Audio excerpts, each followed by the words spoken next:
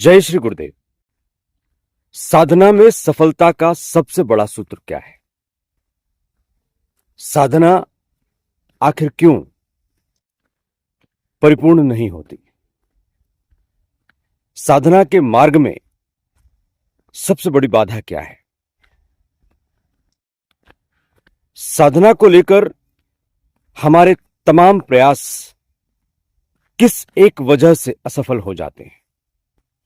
वो कौन सा कारण है जिस कारण को हटाए बिना किसी भी मार्ग में हम पूरी तरह सफल नहीं हो सकते? जीवन का कोई भी मार्ग हो, यह एक महत्वपूर्ण कदम हर एक को उठाना ही पड़ता है। जब हम उन्नति के मार्ग पर होते हैं, तरक्की के मार्ग पर होते हैं, साधना के मार्ग पर होते हैं, तो सबसे महत्वपूर्ण कदम है समर्पण। समर्पण के बिना किसी भी मार्ग में सफलता की कामना नहीं की जा सकती, क्योंकि मानव की बुद्धि कभी भी सफलता के शिखर पर नहीं पहुंचा सकती।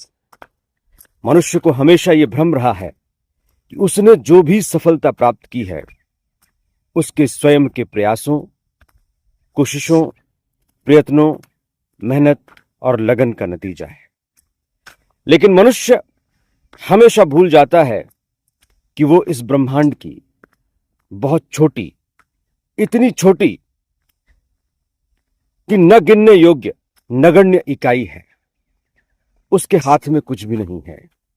यदि उसे थोड़ी बहुत सफलता मिली भी है तो वो उसके छोटे से प्रयास में ब्रह्मांड के सहयोग से प्राप्त हुई वो सफलता है जिसमें उसका प्रयास सिर्फ समर्पण तक सीमित रहता है।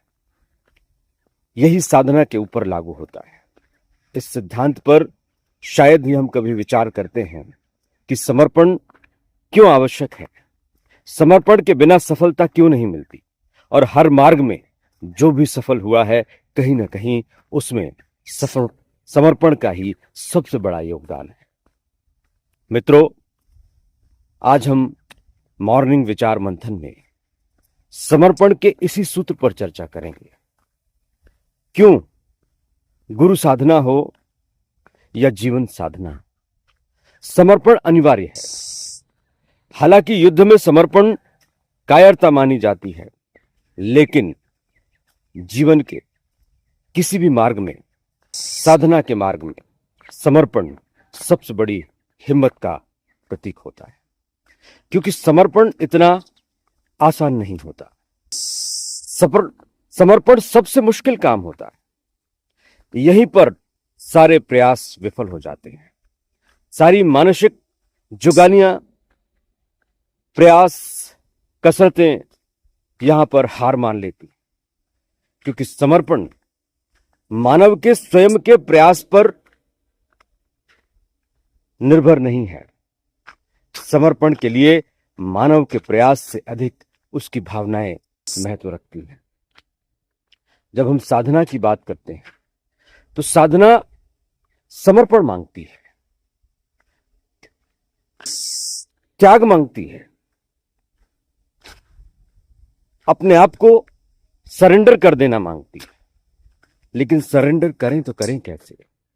समर्पण करें तो करें कैसे? समर्पण के बारे में हमने सिर्फ सुन रखा है, लेकिन जानना बहुत कम है। समर्पण को माना तो है, लेकिन जीवन में उतार नहीं पाए, साधना में उतार नहीं पाए। कारण ये कि समर्पण परिभाषाओं तक सीमित नहीं है, समर्पण डिस्क्रिप्शन तक सीमित नहीं है, समर्पण शाब्दिक और मानसिक जुगाली तक सीमित नहीं है। समर्पण वो मार्ग है जिस मार्ग पर चलने का प्रयास तो बहुत लोग करते हैं, लेकिन चल बहुत कम पाते हैं, क्योंकि समर्पण संपूर्णता का नाम है। जहां भी अपूर्णता हुई, इम्प्योरिटी हुई, इम्परफेक्शन हुआ, कमी रह गई, वहां समर्पण हो ही नहीं सकता। क्योंकि समर्पण का अर्थ है संपूर्ण अर्पण। संपूर्ण का मतलब कुछ भी शेष न रहे। जहां भी कुछ शेष है, समझ लीजिए कि समर्पण हुआ ही नहीं। 99.99999% भी हो गया तब भी समर्पण नहीं हो सकता, क्योंकि समर्पण में 0.0000001 भी स्वीकार्य नहीं है। 0.0001 की कमी भी यदि रह गई तो समर्पण हो ही नहीं सकता, समर्पण हुआ ही नहीं। यहीं से सूत्र निकलता है संपूर्ण अर्पण। संपूर्ण अर्पण इतना आसान नहीं है। संपूर्ण अर्पण में कई तरह की बाधाएं हैं, कई तरह की परेशानियां, अवरोध हैं, मानसिक, शारीरिक, भावनात्मक, फिजिकल, मेंटल, इमोशनल। ये तीनों ही अस्तित्व समर्पण में सबसे बड़ी बाधा क्रिएट करते हैं, और यहीं से परीक्षाएं शुरू होती हैं। मन, बुद्धि, चित्त और अहंकार, ये तो समर्पण के विरोधी हैं, क्योंकि जहां मन है वहां हरि नहीं हो सकता। जहां बुद्धि है वहां समर्पण कैसा? जहां चित्त और अहंकार है, मैं का भाव है, वहां वो कैसे? जब भगवान श्री कृष्ण कहते हैं कि सर्व धर्मान परित्यज्य मामेकम शरणम व्रज, जब कुछ भी समझ में ना आए तो तुम सब धर्मों को छोड़कर मेरी शरण में आ जाओ। लेकिन क्या इतना आसान है? भगवान ने तो कह दिया, लेकिन कैसे हम अपने मन को अर्पित करें, कैसे बुद्धि के खेल को परास्त करें, कैसे चित्त और अहंकार को पीछे करें, क्योंकि ये तो सबसे आगे खड़े हैं। यदि मैं यहां पर वीडियो बना रहा हूं तो सबसे पहले इसमें मेरे मन के प्रयास शामिल हैं। मन के पीछे खड़ी हुई है बुद्धि, बुद्धि के पीछे खड़ा हुआ है चित्त, और चित्त के पीछे खड़ा हुआ है अहंकार, क्योंकि अहंकार ही तो ये भाव देता है कि मैं हूं। लेकिन जहां मैं हूं, मेरा अस्तित्व है, मेरे प्रयास हैं, मेरी कोशिशें हैं, मेरा प्रयत्न है, मेरी लगन है, श्रद्धा है, विवेक है, बुद्धि है, मेहनत है, एफर्ट्स है, तब समर्पण कैसा? क्योंकि समर्पण तो इससे आगे की चीज है। समर्पण विचारों से संभव नहीं, लेकिन प्रयास विचार के जरिए ही होते हैं, क्योंकि समर्पण का भाव, समर्पण का मार्ग विचारों से ही तो मिलता है। निश्चित रूप से मन, बुद्धि, चित्त और अहंकार प्रारंभिक सोपान है, प्रारंभिक पड़ाव है समर्पण के, क्योंकि इसके माध्यम से ही समर्पण का विचार, समर्पण के भाव, समर्पण की इच्छा, आकांक्षा हमारे अंदर प्रवेश करती है। लेकिन इसके बाद हमें समर्पण को आगे करना होता है, मन, बुद्धि, चित्त और अहंकार को पीछे करना होता है। लेकिन मन, बुद्धि, चित्त और अहंकार कैसे पीछे रहेगा? क्योंकि समर्पण कौन कर रहा है? समर्पण तो मैं कर रहा हूं, बुद्धि कर रही है, चित्त और अहंकार कर रहा है। अब ये भाव है तो फिर समर्पण कैसा? क्योंकि समर्पण में तो संपूर्ण अर्पण होता है, उसमें मन, बुद्धि, चित्त और अहंकार का भी अर्पण होना चाहिए। लेकिन ऐसा कैसे संभव है? शरीर, मन और भावनाएं, ये तीनों कैसे अर्पित कर दी जाएं? कैसे मैं अपनी शरीर की चिंता छोड़ दूं? कैसे मैं अपने बुद्धि के प्रयास छोड़ दूं? कैसे मैं अपनी भावनाओं की तिलांजलि दे दूं? क्योंकि इन तीनों के आधार पर ही तो मेरा अस्तित्व खड़ा हुआ है। ये तीनों ही तो मेरे अस्तित्व के बेस हैं, और अस्तित्व ही छिन जाएगा तो समर्पण कैसा? किसके लिए? क्योंकि समर्पण करता हूं मैं अपने लिए, अपनी इच्छाओं, आकांक्षाओं के लिए, अपनी भावनाओं के लिए, अपने जीवन के लिए, अपनी समृद्धि के लिए, सुख के लिए, परिवार के लिए, अपने राष्ट्र के लिए। लेकिन ये सब ही नहीं बचते, ना बचे, तो फिर मैं समर्पण क्यों करूं? बहुत बड़ा द्वैत यहां पर खड़ा हो जाता है, और इसी द्वैत के कारण समर्पण अपूर्ण रह जाता है। इसीलिए जब हम समर्पण की बात करते हैं तो इसकी बातों में ही उलझ जाते हैं, क्योंकि ये बड़ा रहस्यमय है, गूढ़ है। ये ईश्वर का ऐसा विधि और विधान है कि जिसमें कोई भी बात, कोई भी चर्चा, परिचर्या, दिनचर्या वो पूरी नहीं बैठती, अधूरी रह जाती, अपूर्ण रह जाती, कमी रह जाती। अब गुरुदेव कहते हैं कि जब तुम्हारे बुद्धि के प्रयास, तुम्हारे मन के प्रयास, तुम्हारे शरीर के प्रयास ये पीछे छूट जाएं, अधूरे रह जाएं, परिणाम न मिले, तब तुम मेरे पास आओ और मुझसे ही तुम्हारे स्वयं के लिए समर्पण मांगो।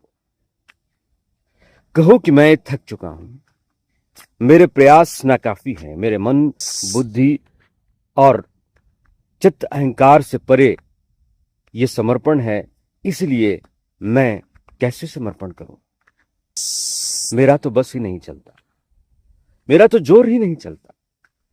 आखिर समर्पण हो तो कैसे हो, और समर्पण नहीं होगा तो आप कहते हैं कि परिणाम नहीं मिलेंगे। थोड़े बहुत परिणाम, थोड़े बहुत अनुभव इसलिए दिए जाते हैं ताकि साधक को यह भरोसा हो जाए कि गुरु में शक्ति है, शक्ति में शक्ति है। गुरु की शक्ति आपके अंदर की शक्ति को जागृत कर देती है, हमारे अंदर की शक्ति को जागृत कर देती है। लेकिन इस शक्ति के कार्य में सबसे बड़ी बाधा है हमारी मन की मर्जी, हमारी मन की इच्छाएं, आकांक्षाएं, कामनाएं। हम चाहते हैं कि हमारी जागृत शक्ति हमें वो दे जो हम चाहते हैं, जो हमारे मन की इच्छाएं हैं, भावनाएं हैं। लेकिन जब शक्ति जागृत होगी तो वो शक्ति हमें वो कैसे देगी जो हम चाहते हैं, क्योंकि वो तो हमसे बहुत होशियार है, समझदार है, चित्त शक्ति है, ईश्वरीय शक्ति है, देवात्मा शक्ति है, ब्रह्मांड की आह्लादनी शक्ति है, माता है, और वो हमें हमसे बेहतर जानती है, हमारी इच्छाओं आकांक्षाओं को बेहतर जानती है, हमारे शरीर, मन और भावनाओं को हमसे बेहतर जानती है। उसे हायर सेल्फ भी कहते हैं, उसे चेतना भी कहते हैं, आत्मशक्ति भी कहते हैं। और वो आत्मशक्ति अत्यंत बुद्धिमान है, संपूर्ण ब्रह्मांड की मूल शक्ति है, आदि शक्ति है। उस आदि शक्ति के आगे हम अपनी मन, बुद्धि, चित्त और अहंकार की आकांक्षाएं, अपेक्षाएं रखें और यह उम्मीद करें कि वो उनके अनुसार कार्य करेगी, तो फिर ये सबसे बड़ी भूल होगी। क्योंकि उसे पता है कि आपके शरीर को कैसे रखना है, इसे कितना देना है, कितना नहीं देना, किन किन बीमारियों को ठीक करना है और किन बीमारियों को ठीक नहीं करना। अब हम अपनी टेक लगाते हैं। हम चाहते हैं कि हमने साधना शुरू की, मंत्र जप शुरू किया, आराधना शुरू की, गुरु की शरण में आए, गुरु ने हमें अपनी शक्ति का एहसास भी करा दिया, शक्ति जागृत हो गई, क्रियाएं होने लगी, अनुभव होने लगे। तो फिर क्यों नहीं वो हमारी संपूर्ण बीमारियों को फटाफट ठीक कर दे। अब हमारी टेक अहंकार में बदल जाती है। मैं साधना कर रहा हूं, मैंने समर्पण किया, मैंने गुरु किया, मैं मंत्र जाप कर रहा हूं, और फिर परिणाम क्यों नहीं मिल रहे? क्योंकि गुरुदेव ने तो कहा है कि मंत्र जपोगे बीमारी ठीक हो जाएगी, समस्या खत्म। लेकिन समस्या खत्म नहीं होती, बीमारी ठीक नहीं होती। आखिर दिक्कत कहां है? गुरु ठीक नहीं, गुरु ने ठीक नहीं बोला, सही नहीं बोला, प्रश्न चिन्ह खड़े हो जाते हैं, संशय खड़ा हो जाता है। लेकिन फिर दूसरों को देखते हैं, कई साधक सामने आते हैं, बताते हैं कि अरे मेरी तो लाइलाज बीमारी ठीक हो गई, मेरी तो आर्थिक समस्या दूर हो गई, मेरी परेशानियों का निदान मिल गया। तब फिर प्रश्न खड़ा होता है, आखिर वजह क्या है? मुझ में ऐसी क्या कमी है जो उसमें नहीं? आखिर मुझे वो सब क्यों नहीं मिल रहा वो जो दूसरों को मिल रहा है? बहुत कठिन हो जाता है, द्वैत खड़ा हो जाता है, अंदर ही अंदर संघर्ष खड़ा हो जाता है। संशय समर्पण की थोड़ी बहुत बची खुची भावनाओं को भी खत्म कर देता है। फिर साधक मार्ग बदलने की भी सोचने लगता है, और ऐसे में परिणाम की उम्मीद पूरी तरह से धूमिल हो जाती है। इसीलिए जब हम समर्पण की बात करते हैं तो समर्पण सिर्फ शब्दों का खेल नहीं है, यह समझना बहुत अनिवार्य है। इसलिए बार बार समर्पण पर मंथन करना होता है। आखिर ये समर्पण है क्या? ये समर्पण होता कैसे है? किसी और ने यदि फल पाया है तो उसके व्यक्तित्व में, उसकी साधना में, उसके कृतित्व में आखिर समर्पण कहां है, कैसे है? तब हमें उसके भाव पढ़ने चाहिए, तब हमें उसे गहराई से देखना चाहिए। आखिर उसकी साधना में क्या बुद्धि, मन, चित्त और अहंकार का खेल छिपा हुआ है, या उसने अपने मन, बुद्धि, चित्त और अहंकार को अलग रख दिया है? एक बार भगवान श्री कृष्ण रुक्मणी जी के सामने भोजन कर रहे थे। देवी रुक्मणी ने बहुत अच्छा भोजन बनाया था। बहुत चाव से भगवान श्री कृष्ण भोजन कर रहे थे। अचानक भोजन करते करते श्री कृष्ण उठे और महल से बाहर की तरफ दौड़ लगा दी। रुक्मणी जी हैरान, कह रही है कि रुको, कहां जा रहे हो? अचानक भोजन तो पूरा कर लो। भगवान कुछ नहीं बोले और दौड़ते बाहर निकल गए। रुक्मणी जी चिंतित, आखिर हुआ क्या है? भगवान बाहर की तरफ क्यों भागे? बस सोच ही रही थी कि फिर देखती हैं कि भगवान वापस दौड़े चले आ रहे हैं। वापस आए और भोजन की थाली के सामने बैठ गए और भोजन करना शुरू कर दिया। रुक्मणी जी से रहा नहीं गया, पूछी, भगवान आप अचानक उठे और बाहर की तरफ आपने दौड़ लगाई और तत्काल ही आप दौड़ लगाते हुए वापस आ गए। आखिर आप करना क्या चाहते थे? आप जब दौड़ते हुए गए तो मुझे लगा कि जरूर कोई बड़ा काम होगा, महत्वपूर्ण काम होगा, इसलिए आप दौड़कर बाहर गए, लेकिन तत्काल आपका वापस आना, आखिर ऐसा किया क्यों? भगवान ने कहा कि देवी, जब मैं भोजन कर रहा था तब मुझे एक भक्त की पुकार सुनाई दी। भक्त मुझे पुकार रहा था मदद के लिए। मैंने देखा, आंखें बंद की तो पता चला कि मेरे भक्त को कुछ लोग चौराहे पर पीट रहे हैं। वो पिटते पिटते मुझे पुकार लगा रहा है और वो पुकार मुझ तक पहुंची। मैं उसे बचाने के लिए दौड़ा, लेकिन जैसे ही मैं बाहर निकला, अंतः प्रेरणा में मैंने देखा कि उसने पुकार लगाना बंद कर दी है और वो आत्मरक्षा में खुद तैयार होकर अब उन पीटने वालों से लड़ाई लड़ रहा है। जब मैंने देखा कि वो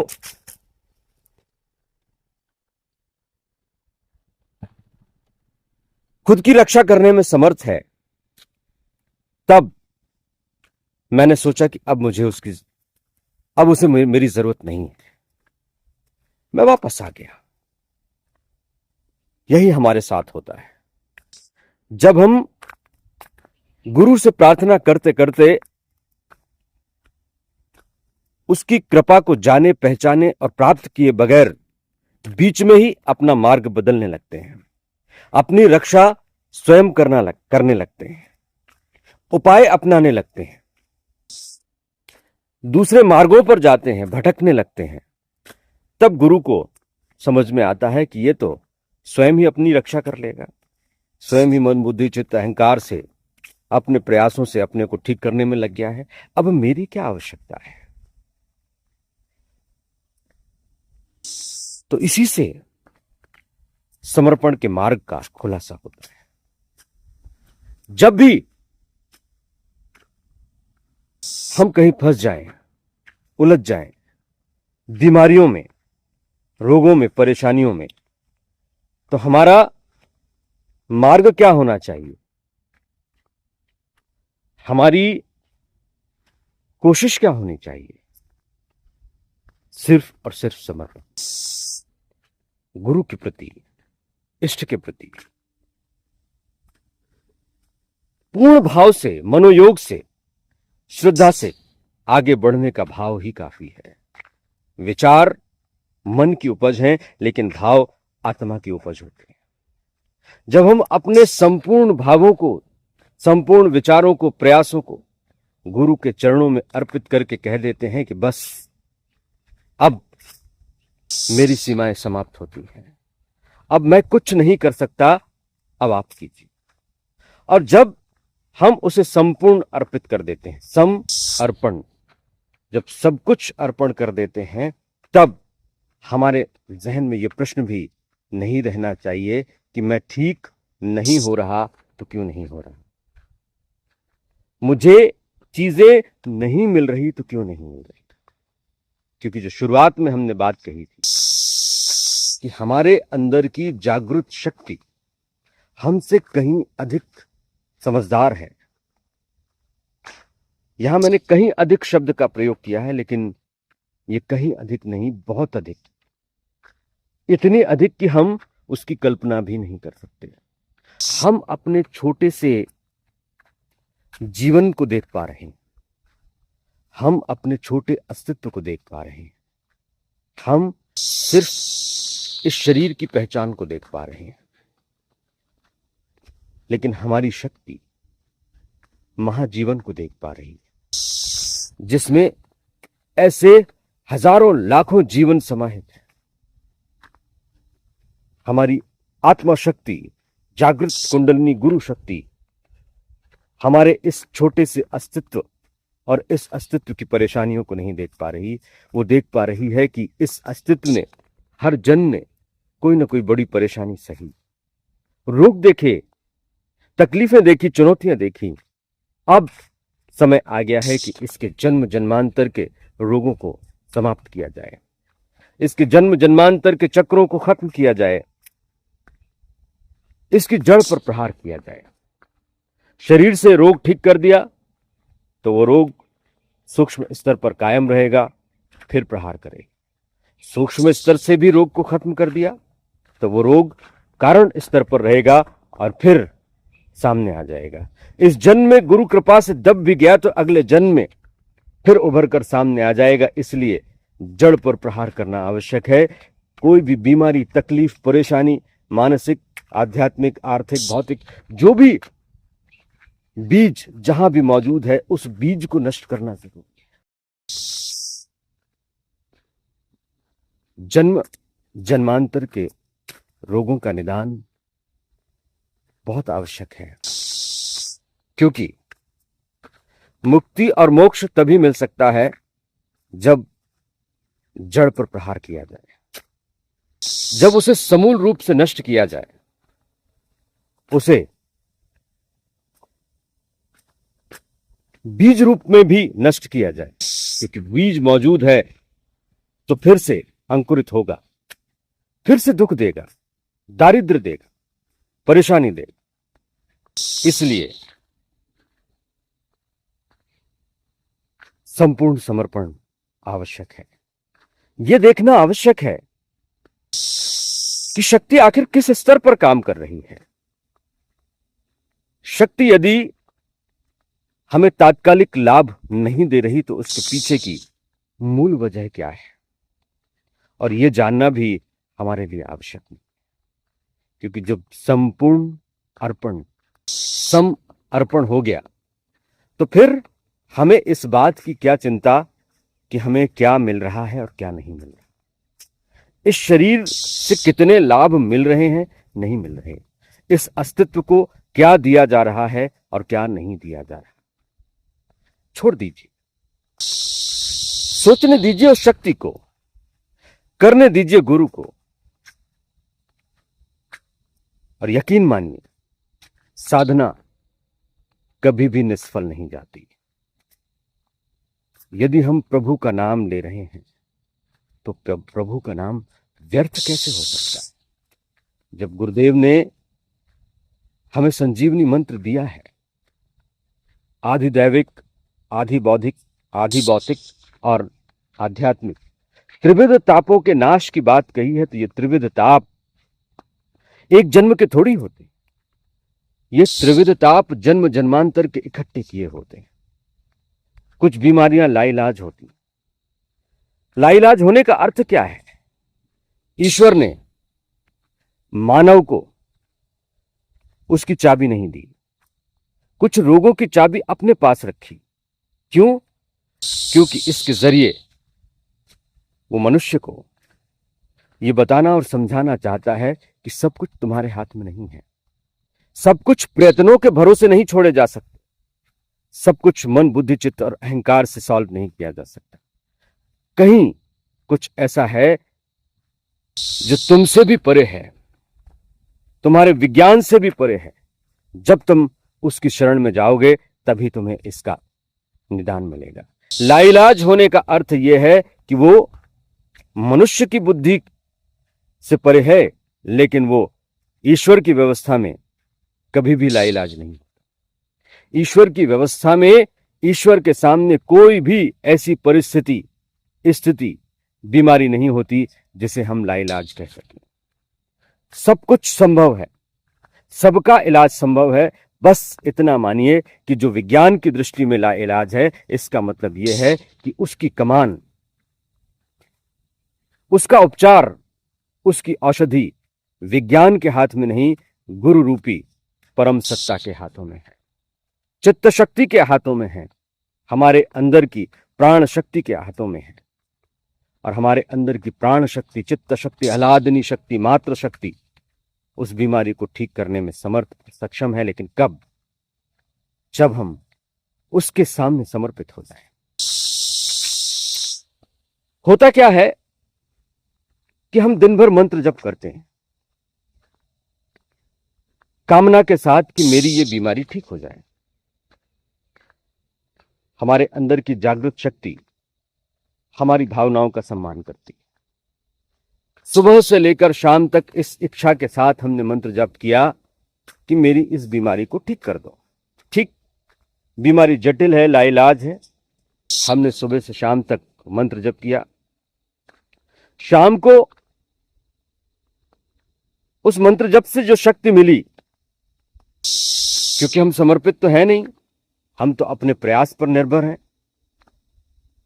तो हमारी आंतरिक शक्ति ने, जागृत शक्ति ने हमारे दिन भर के मंत्र जप के फल को आधार बनाकर और उस रोग की जड़ पर प्रहार किया। लेकिन हमारे मंत्र की दिन भर की इकट्ठी की गई शक्ति उस रोग के सामने कमजोर थी, प्रहार असफल रहा, फायदा नहीं मिला। अगले दिन हम फिर उठेंगे, दिन भर मंत्र जप करेंगे इस इच्छा के साथ कि रोग ठीक हो जाए। शाम को फिर शक्ति उस मंत्र जप से मिले हुए पावर का इस्तेमाल करके रोग पर प्रहार करेगी। रोग हारेगा नहीं, मंत्र जप का फल निष्फल चला जाएगा। ऐसा निरंतर होता जाएगा, लेकिन रोग बढ़ता चला जाएगा और हमें उससे निवृत्ति नहीं मिलेगी। लेकिन इसके साथ होगा यह कि जो नाम जप हमने किया है, जो मंत्र जप हमने किया है, उसका फल भी प्रतिदिन नष्ट होता रहेगा। तब यह ज्ञान आता है कि यदि हम निष्काम भाव से बिना किसी फल की इच्छा के, रोग की निवृत्ति की इच्छा के मंत्र जप करते हैं।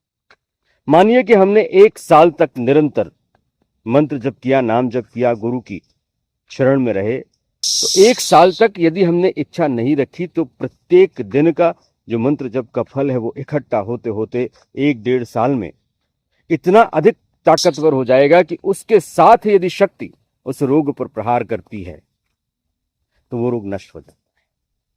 लेकिन हम जब अपने प्रयास से, अपनी मांग के साथ साधना करते हैं तो वो साधना प्रतिफलित कई बार नहीं होती। हालांकि रोग यदि बहुत गहरी जड़ों में नहीं है तो वो निवृत्त हो जाता है, ठीक हो जाता है, लेकिन उसकी जड़ें यदि गहरी हैं, यदि वो बहुत अंदर से आ रहा है तो उस अंदर तक जाने में हमारे अंदर जो जागृत शक्ति है उसको मंत्र जप का, निरंतर जप का फल चाहिए। और उसमें किसी तरह का व्युत्क्रम यानी किसी तरह का संशय, बीच में रुकावट उस मंत्र जप की शक्ति को कम कर देती है, अधूरी रह जाती है। और अधूरी शक्ति कभी भी पूर्ण फल नहीं दे पाती। लेकिन दूसरा रास्ता यह है कि हम संपूर्ण समर्पण कर दें। यदि जीवन में कभी किसी दिन हमारे सामने, हमारे साथ में ऐसी स्थिति और परिस्थिति पैदा हो जाए कि हम जाने अनजाने में संपूर्ण समर्पण कर देते, एक ही क्षण में सब कुछ अर्पित कर देते हैं, कुछ भी शेष नहीं रहता, 0.00001 यानी एक अंश भी शेष नहीं रहता, तो वो देवात्मा शक्ति, जागृत शक्ति हमारी तपश्चर्या, हमारे मंत्र जप के फल पर निर्भर नहीं करती। फिर वो ब्रह्मांड की शक्ति का प्रयोग करके हमारे त्रिविध तापों का तुरंत नाश कर। लेकिन वो समर्पण इतनी आसानी से घटित होगा कैसे? क्योंकि मन, बुद्धि, चित्त और अहंकार तो बाधा क्रिएट करते ही करते। कैसे छूटे मैं, कैसे छूटे शरीर, कैसे छूटे भावनाएं, इच्छाएं, आकांक्षाएं? तो इसका एकमात्र उपाय यही बताया गया है, बार बार बताया गया है कि गुरु से ही प्रार्थना करें कि मुझे संपूर्ण रूप से अपनी शरण में लें। इष्ट का ही सामर्थ्य है कि वो हमारे मन, बुद्धि, चित्त और अहंकार को अपनी शरण में ले ले। ये कब घटित होता है, कैसे घटित होता है, कब घटित होगा, कैसे घटित होगा, ये भी वही तय करेगा। क्योंकि इसमें भी यदि हमने समय सीमा बांध दी कि मैंने तो अपना संपूर्ण अर्पित करने का संकल्प ले लिया, आपसे प्रार्थना कर ली, 1 साल से मैं लगातार प्रार्थना कर रहा हूं, लेकिन आपने समर्पण नहीं करवाया, तब भी तो समर्पण नहीं हुआ, संशय रह गया, शर्त हो गई, तो फिर समर्पण कैसा? इसको बार बार चिंतन और मंथन में लाकर, विचार में लाकर और थक हार कर बार बार अपने आप को यदि हम गुरु के शरण में लगाएं, अर्पित करें, प्रयासों से, निष्काम कर्म योग से सिर्फ मंत्र जाप को चाबी बनाएं, तो कोई रास्ता निकल सकता है। किसी का समर्पण बहुत जल्दी हो जाता है क्योंकि उसकी आत्मा परिपक्व होती है। आत्मा का खेल बहुत निराला है। आत्मा तो संपूर्ण जगत में व्याप्त है, लेकिन आत्मा जब एक अस्तित्व में आती है, जब जीवात्मा बनती है, तो शुरुआती दौर में वो बहुत अपरिपक्व होती है। और अपरिपक्व आत्मा के भटकने के बहुत ज्यादा चांसेस होते हैं। जो लोग क्रिमिनल्स बन जाते हैं वो दरअसल अपरिपक्व और नई सोल्स होते हैं, नई जीवात्माएं होते हैं, जिनको अच्छे और बुरे का ज्ञान नहीं। तो जन्म जन्मांतर तक घिसते घिसते घिसते घिसते आत्माएं जीवात्मा के रूप में परिपक्व होती हैं, और परिपक्व होते होते एक जन्म ऐसा आता है कि समर्पण अपने आप हो जाता है, कोई प्रयास नहीं करना पड़ता, बुद्धि के खेल लगाने नहीं पड़ते, चित्त और अहंकार अपने आप सरेंडर के मोड में आ जाता है। ऐसा साधक यदि ऐसा लगता है कि वो समर्पित हो गया, गुरु की कृपा हो गई, तो इसका मतलब ये समझिए कि वो बहुत परिपक्व जीवात्मा है, जन्म जन्मांतर से घिसकर परिष्कृत होकर आई जीवात्मा है। जिसका समर्पण अभी नहीं हो रहा, समझ लीजिए कि वो अभी उतनी घिसी हुई जीवात्मा नहीं है, परिपक्व नहीं, परिष्कृत नहीं है। ऐसे में गुरु कृपा ही उसे समर्पित करवा सकती है। समर्पण पर ये सारे विचार गुरु भाई बहनों के अनुभवों के आधार पर, ग्रंथ शास्त्र वेदों के आधार पर, गुरु कृपा से जो समझ मिली उसके आधार पर वर्णित करने की आज के वीडियो में कोशिश की गई। लेकिन इसके बाद भी बुद्धि के प्रयास नाकाफी है। समर्पण वो शक्ति है, सनातन का वो आधार है जो अवर्णनीय है, जिसका वर्णन करना भी संभव नहीं है, अक्षरातीत है, क्योंकि इसी में लघु का विभु में परिवर्तित होने का सूत्र छिपा हुआ है। हम शुद्र हैं क्योंकि हमारे अंदर समर्पण नहीं है। समर्पण होते ही हम शुद्र से विराट बन जाते हैं। समर्पण होते ही हम इकाई से ब्रह्मांड बन जाते हैं। समर्पण होते ही हम जीवात्मा से आत्मा बन जाते हैं और आत्मा से परमात्मा बन जाते हैं। बस समर्पण की दीवार है जो हमें साधारण मनुष्य बनाती है, जो हमें परमात्मा और ईश्वर से अलग करती है। ये दीवार हटते ही पर्दा हट जाता है, और पर्दा हटते ही हमारे और ईश्वर के बीच में कोई भेद नहीं रहता। द्वैत है क्योंकि समर्पण नहीं, और समर्पण है तो फिर द्वैत कहां रहे। एको हम द्वितीयम नास्ति, मैं ही ब्रह्म हूं। आज इस वीडियो में इतना ही। जय श्री गुरुदेव।